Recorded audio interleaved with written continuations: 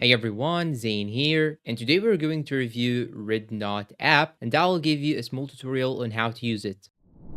First things first, what is Rednote? Rednote is a social media platform where you can share posts, reels, photos, and it's just like Instagram, Facebook, or typically like TikTok. Some people call it the next TikTok because it has the same interface and also the same ease of use. So if you are familiar with TikTok, you'll find using this application very easy and simple, but the downside of Rednote that it has only English and Chinese, and most of the videos are in Chinese. But this can be a benefit if you are someone who are new and want to expand your content. It's actually #1 platform on Google Play right now, and if you are familiar with using TikTok as a content creator, it will be much easy to use Rednote as well. You can also check our YouTube channel for more tutorials about Rednote.